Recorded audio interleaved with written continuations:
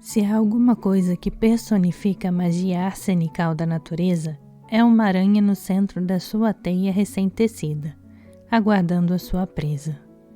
Sob a lua da aranha, acobreadas do fim do verão ou salpicadas pelo orvalho, as teias ubíquas, por vezes em mau estado, reluzem nas árvores, arbustos, grutas, vigamentos, criptas e folhas de relva. Todas as intrincadas e efêmeras matrizes da vida visível e invisível são evocadas pela aranha e pela sua cativante teia. Pensa-se que a aranha terá 300 milhões de anos e incorpora a alma antiga da existência, reverberando de criatividade e de predação. A natureza faz da aranha uma visão muito desconcertante, uma trapezista pendurada no seu fio de seda, içando-se por ela acima outra vez, uma fiadeira virtuosa e uma caçadora sagaz, com uma rede muito larga. A artista Louise Bourgeois comparou a aranha à sua mãe, uma tecelã, e chamou-lhe sutil, indispensável, asseada e útil. Biologicamente, é um artrópode, como o escorpião. A aranha possui apenas um abdômen e um cefalotórax, a que se unem 8 patas, normalmente 8 olhos, partes de uma boca que inclui mandíbulas e um par de presas, com pinças para agarrar, atordoar e segurar suas vítimas.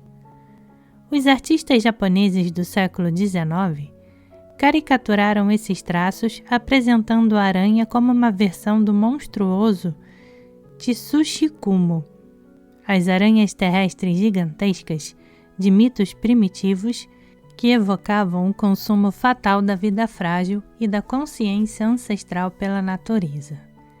As aranhas produzem seda e o seu espantoso jogo de encordoamento mágico é outra solução para o problema da captura de insetos. Algumas espécies fazem bolas que embaraçam ou armadilhas. Machos, fêmeas e crias de outras espécies tecem teias sobre a forma de disco, de funil, de folha ou em escada. A aranha possui glândulas separadas no abdômen, que produzem tipos de teia diferente para fins diferentes, incluindo sacos para os ovos ou para envolver num casulo uma presa grande ou venenosa. As aranhas jovens penduram-se num único fio de teia que as carrega como balões de vento a grandes distâncias. A aranha tece a ceia a partir de órgãos que produzem o fio na sua extremidade posterior e embebe alguns desses fios numa substância pegajosa. Uma aranha que tece em forma de círculo faz a sua teia organizando as linhas de forma a criar uma estrutura raiada e coloca uma espiral mortífera e pegajosa à sua volta, reabsorvendo os pedaços supérfluos ou quebrados.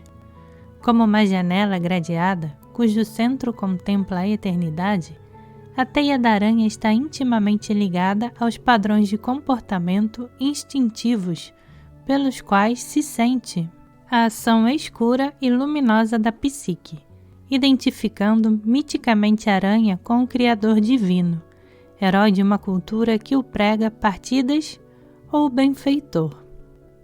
Na história da criação da cultura Hopi, a avó-aranha vive num kiva subterrâneo, que imita o habitáculo com armadilha e invoca a emergência dos Hopi do submundo. Um conto navarro descreve uma mulher-aranha que habita por detrás do ouvido do herói, segredando-lhe conselhos e intermediando a sua transição entre as dimensões físicas e as sutis, tudo compreendido na teia da vida.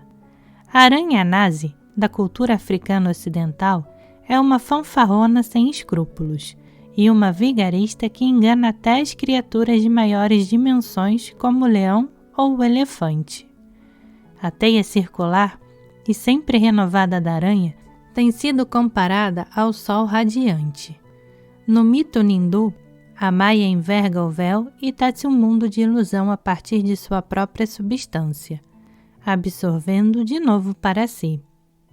Escondendo e revelando, as aranhas medievais velam pela Sagrada Família e pelo profeta Maomé, protegendo-os dos inimigos, enquanto a Charlotte, de E.B. White, escreve na sua teia para salvar um porquinho. O herói de ação Homem-Aranha tira partido dos órgãos produtores da teia, embebidos nas palmas da sua mão. Ovídio associou a aranha à graça e à implacabilidade de Atena, deusa lua primordial, e mais tarde, incorporação das virtudes da consciência da criação de mundos e suas artes para o Olimpo.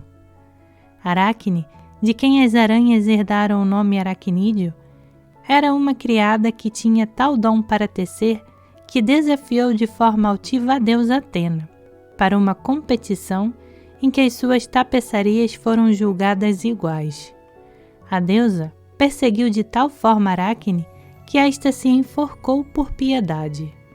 Atena transformou-a numa aranha. De fato, a aranha personifica os mistérios macabros da morte e da dissolução da Mãe Terrível, em que a sua teia suporta tal tensão e recuo que é a prova da luta das suas vítimas. Essas imagens de terror são reforçadas pela forma como a aranha mata ou paralisa suas vítimas, injetando-lhes veneno através das suas presas ocas, e pela forma como normalmente a fêmea devora o macho, mais pequeno depois de acasalar. Evocando as nossas barreiras que erguemos ao destino, o macho poderá criar uma diversão oferecendo um pacote de comida envolvido em seda, beliscando um fio de teia, cortejando-a e adiando a sua necessidade de se alimentar ou amarrando-a em fios de seda durante o tempo suficiente para fugir.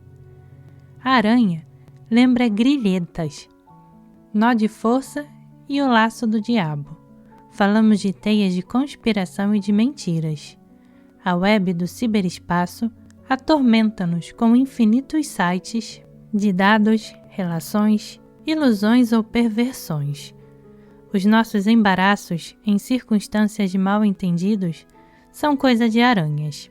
Igualmente são coisa de aranha as atrações fatais, sexuais ou da ambição, tal como os enleios desmembrantes da identidade. As defesas próprias podem levar a alma traumatizada a teias de fantasias envolventes, esquizoides e ao vício. Há o tecer solitário de mundos solitários e autistas, e há a prisão sinistra da loucura. Sem rogar perdões, a aranha é a natureza, tecendo eternamente os fios da vitalidade e da devastação. O próprio assunto da psique pode tornar-se numa teia mercurial de encravamento.